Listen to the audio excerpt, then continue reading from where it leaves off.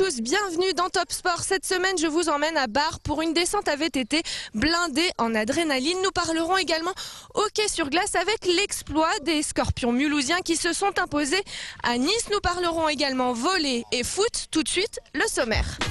Venez en prendre plein les yeux et tout savoir sur la tribu des mordus de vitesse. C'est cette semaine dans Top Sport. Les Scorpions de Mulhouse qui retrouvent l'élite du hockey français 7 ans après leur titre de champion de France. Les filles du volley battues par Cannes en finale. Focus sur le sport mulhousien qui cartonne. Enfin, rencontre avec Damien Hoth, l'entraîneur des SR Colmar. Technicien exigeant et homme attachant, c'est en fin d'émission. Nous sommes en plein cœur de la descente à VTT de Bar pour sa 10e édition. Derrière moi vont s'élancer plus de 300 participants sur 2 km et 210 mètres de dénivelé. L'objectif, arriver le plus vite possible. En bas, les participants vont devoir affronter des virages serrés, des passerelles en bois ou encore des sauts vertigineux. Certains font partie du top 20 au niveau national. Le spectacle est garanti. Tout de suite, les images en musique.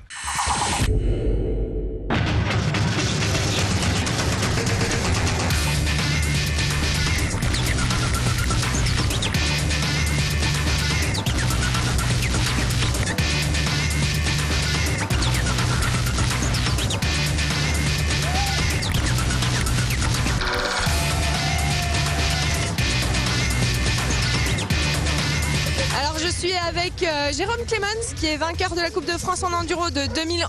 Vous avez également créé cette course de Bar il y a 10 ans. Alors il y a plus de 325 participants aujourd'hui. Est-ce que vous pouvez me dire quel est un peu le profil? J'ai entendu parler allemand, suisse, belge. Ouais, il y a un peu tout le nord-est de la France qui vient, donc de Paris jusqu'à Châlons en passant par le nord, et également des Suisses, des Allemands, des Belges, quelques Luxembourgeois. Ils n'ont pas trop de pente chez eux.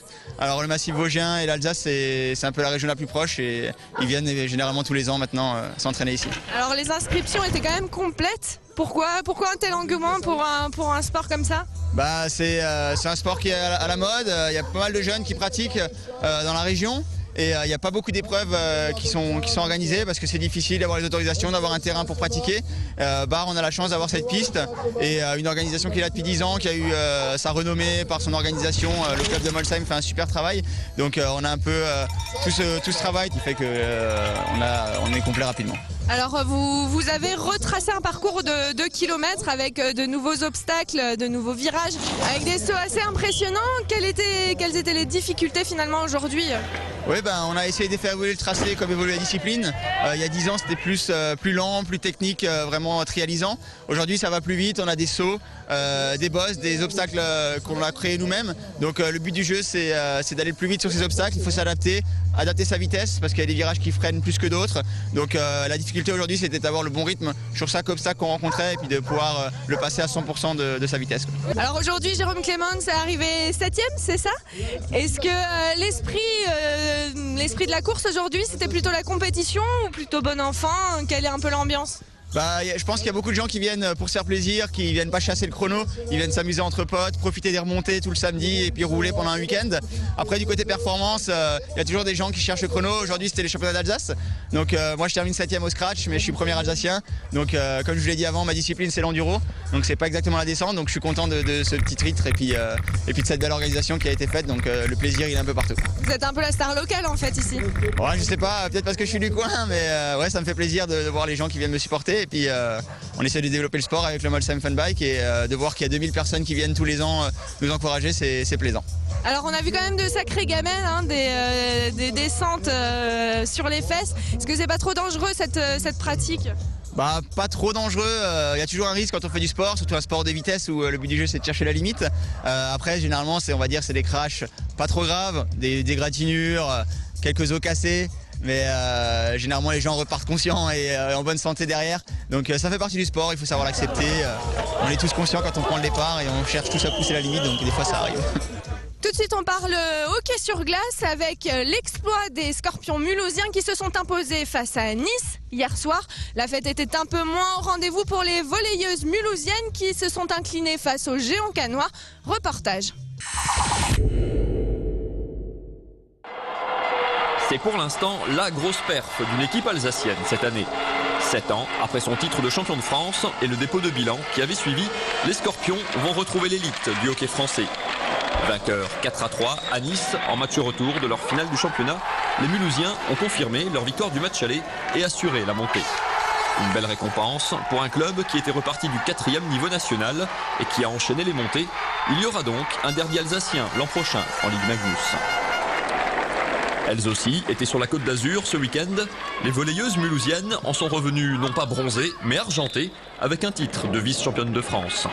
En face, le RC Cannes est toujours trop fort. Déjà vainqueur du match aller mardi dernier à Mulhouse, 3-7-1, les Cannoises s'imposent cette fois 3-0 et s'adjugent leur 15e titre consécutif de championne de France. Les Mulhousiennes, qui disputaient elles leur 6e finale, se consolent avec un nouveau billet pour la Ligue des Champions.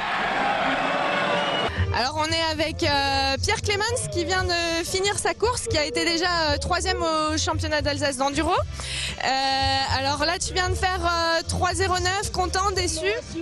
Ouais, j'ai bien roulé, mais bon, c'était quand je suis arrivé et que j'ai vu mon temps, j'étais un peu déçu. Mais bon, j'ai pris plein de plaisir et c'était cool, quoi. Ok, alors toi tu viens ici pour ton plaisir. Quel est l'objectif quand même? Là c'est le trophée d'Alsace. Déjà c'est la course que mon frère avait commencé à initier il y a 10 ans. Là c'est le 10e anniversaire. C'est la course de mon village, donc ça fait toujours plaisir de venir ici et d'essayer de donner son maximum et de surtout prendre du plaisir, de revoir du monde. Et voilà, quoi. Alors il y a quand même certains participants qui font partie du top 20 au niveau national. Est-ce que l'ambiance est plutôt bon enfant ou il y a quand même de la compétition derrière? Avant la course et après la course, c'est une bonne ambiance, mais quand c'est le moment de la compétition, c'est sérieux, c'est tout le monde dans son guidon, concentré sur la course. Mais sinon, après la course, on va boire des bières ensemble et discuter de sa manche, de comment ça s'est passé et de sa suite de la saison. Ok, alors là, il pleut maintenant, il pleuvait pas tout à l'heure pour les premiers participants qui sont partis.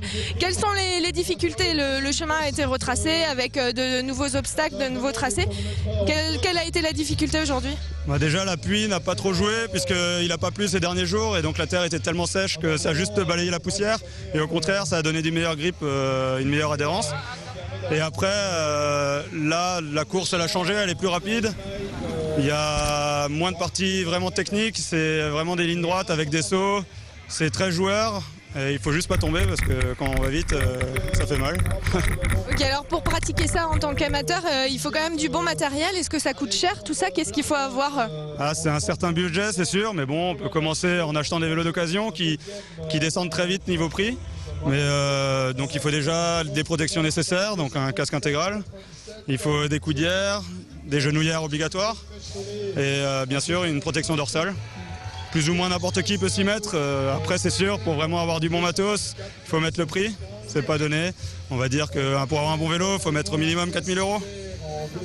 Alors, il faut avoir aussi un bon entraînement. Je pense que c'est quand même assez dangereux. On a vu certaines gamelles qui font quand même assez peur. Quelles conditions physiques il faut avoir pour tenir le coup? Il faut faire déjà beaucoup d'endurance, puisqu'on ne croit pas comme ça, mais c'est très physique, c'est très tonique, donc il faut aussi faire pas mal de sprint, un peu de muscu et voilà, le tour est joué. Et la prochaine étape, c'est quoi après cette course? La prochaine étape, c'est l'Open Enduro de Métabier au mois de mai.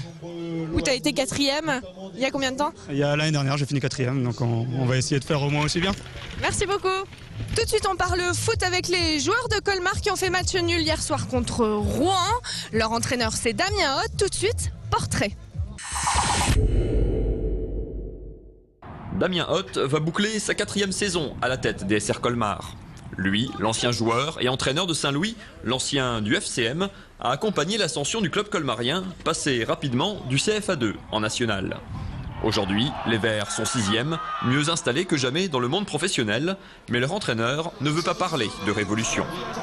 Et ce qui a changé, c'est simplement qu'on a changé de division.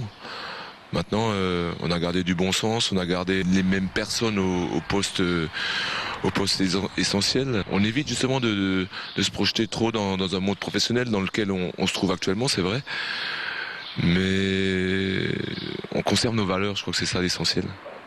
La saison dernière, la première en national, avait été difficile pour les Verts.